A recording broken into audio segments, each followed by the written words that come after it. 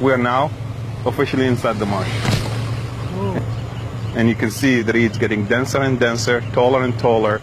Azam Alwash grew up in the water world that the Greeks named Mesopotamia, the land between two rivers. I got to tell you, this is not like any part of Iraq I've ever seen before. Right? I mean, when you say Iraq, it's a desert, right? It's burning oil. Hey, it's magical, is what it is. This is magic. It's been more than 30 years since he pushed through the reeds with his father, who ran the irrigation office here. So I have very warm memories of this place. In 1978, Alwash left to study in America and became a partner in an engineering firm. I achieved the American dream, Scott. You'd been living in the United States for 25 years. You were an American citizen. You married an American woman. Yes. Your children are as American as they can be. And I'm as American as can be. Why did you imagine going back to Iraq after the life you had built? I realized at some point in time that money and success and the American dream is not everything. Working on passion, on something that drives you, is everything. His passion is a world where Mother Nature meets Father Time. It's the cradle of civilization, outlined by the Tigris and Euphrates, the likely birthplace of agriculture, the written word, and the wheel. But once the ancients set civilization on its course, the Medan stayed behind. Their villages are primitive. They weave a life out of the reeds of the marsh. They bind them into homes, feed them to their water buffalo, and burn them to bake their bread. There's not much in the way of electricity, education, or health care. But elders like Sahi Saleh told us they did just fine until 1991, when they suffered their own kind of Holocaust. That was when the U.S. and its allies invaded southern Iraq to throw Saddam out of Kuwait. But there's another way for the bloodshed to stop. The elder President Bush urged Iraqis to overthrow their dictator. To take matters into their own hands. The Medan and other Shiites in the south supported an uprising to topple Saddam's regime. The Marshes, known for ages as a smuggler's paradise, turned out to be a perfect place for the rebels to hide, with their endless maze of waterways like these on the Iranian border. But in 1991, when the Allies withdrew, Saddam turned Eden into hell. The United Nations Environmental Program called it the biggest engineered environmental disaster of the last century. Saddam tried to wipe out the Marsh Arabs by destroying their world. He built 6 canals to divert the waters of the Tigris and Euphrates out into the desert and the Persian Gulf. In a 5-year project, he drained 90% of the marshes, an area of more than 3,000 square miles. As an engineer, I'm telling you, drying up the marshes is definitely not an easy task. It's a monumental engineering project. He put every piece of equipment available in Iraq under his control at the services of the projects needed to dry the marshes. Saddam was using water as a weapon. You know, the world was looking for weapons of mass destruction, and the evidence was right under its nose.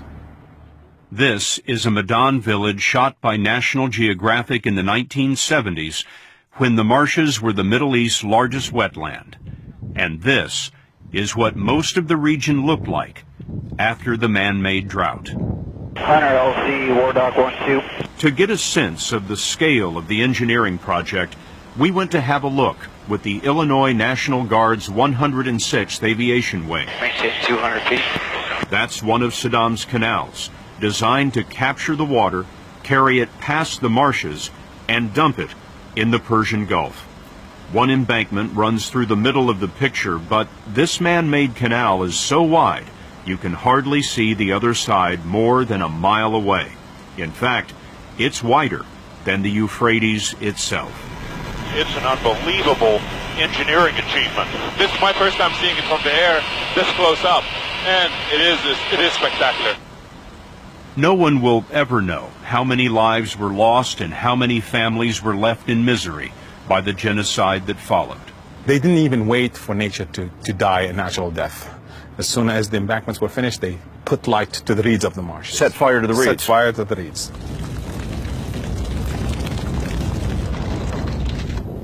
the cradle of civilization, where Eden was desiccated. dead. بالانتفاضة بال 91 We met some of the survivors, like Sheikh Hassan, returning to the rubble left by Saddam's army. What happened to the village after everyone was ordered out? I mean, what happened to this house? كسر حوالي 180 بيت مثل هذا البيت. The government gave us 3 days to get out before the tanks came and crushed our houses. They destroyed about 180 houses in the area. دك هو يلقى فرقة. Hassan told us that many of his tribesmen were found in mass graves. Across the region, thousands were killed. About 100,000 were forced from their homes. But then, 12 years later, when Saddam fell, Azam al-Wash helped launch a counterattack on the fortress of drought. We're coming to it right there. Oh, this is where you knocked the hole in That's right. in the dike. That's right.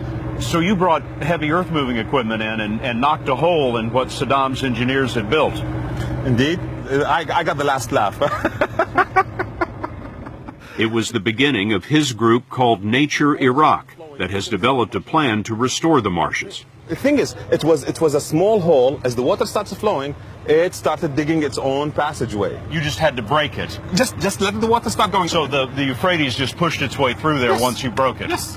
Once you let the water go in, it just makes its own way. Al-Wash's travels can be dangerous. This is still a war zone. We traveled with a security team lent by the Italian Ministry of Foreign Affairs and with a squad of Iraqi police. Oh, the IP is following us. They found us, yeah. Al-Wash wasn't sure that just reflooding the barren earth would resurrect what was lost. But when we traveled deeper into the marshes, we saw what sprung up since the waters returned in 2003. There. Oh, look at that. Look at that. We have entered another time. This is the water world. In the middle of the desert. Wow. All these houses built with nothing but reeds. Without reeds, you can't have this way of life. Reeds are the skeleton of these people's lives. The House of Reeds is called a mudif. Al-Wash wanted one as a meeting hall for his project, and we were there to watch the construction. It's made of nothing but reeds bound by reeds. The arches are planted in the ground and pulled into shape. Then woven mats cover the top. Al-Wash's Madif is 15 feet tall and 70 feet long. It's where we did our interview and where one of the village elders came to entertain us. Have a look at the Madif and compare it to this 5,000-year-old carving. Turns out, they do build them like they used to. Near the marshes, the Sumerians erected this temple at the city of Ur. The Sumerians thought the marshes were so important, they wrote a story about them. The story goes that the gods grew angry at man, so they sent a deluge to cover the earth. One of the gods thought that was a terrible idea, so he warned one man to build a boat and save all the animals. The people of this region came up with that story hundreds of years before the Old Testament gave us Noah.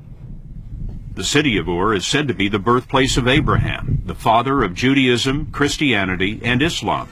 Now his descendants are returning to a life that he might have recognized.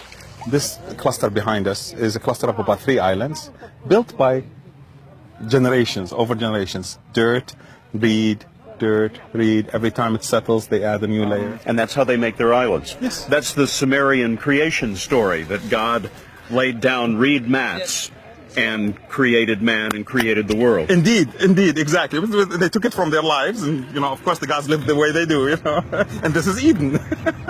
What's happening now is sort of a second creation story. Thousands of marsh Arabs have returned to this land since the reflooding began, and the Madan are rebuilding their islands with a few changes that Abraham would not have imagined. These people are restoring the marshes not because they're tree huggers like I am. They're restoring the marshes because they are trying to live. It's not because they love the birds flying or the reeds look nice. It's about livelihood. We saw that when we came up on a reed market. Families were bringing their harvest to a place where the new waters spelled the end of Saddam's road. What is your hope for this place? My hopes. I see the Marshes as a destination for ecotourism. I see the Marshes as a destination for archaeological tourism. But that's a very nice picture. But this is a country at war. Yeah, okay. So, of course, the war is not going to last forever. If you're going to dream, dream big. It's free. Al-Wash is lobbying Parliament to make his boyhood home Iraq's first national park. But no matter how big the dream, the Marshes will never be what they once were. Upstream, as far as Turkey and Syria, there are more than 30 dams diverting water. There's a serious drought right now, and oil has been discovered here. Exploration will surely follow. Still, about 50% of the Marshes have been reflooded. The land of civilizations past has a future again.